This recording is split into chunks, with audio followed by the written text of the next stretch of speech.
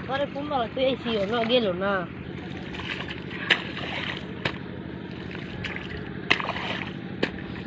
আব্বা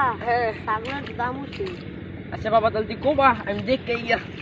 তোর মায়ের বাইক না সবাই আচ্ছা তাহলে আমি আইতেছি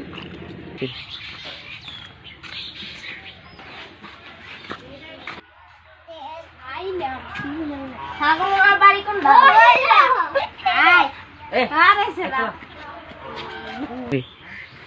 আমরা কি ছাগলের মালিক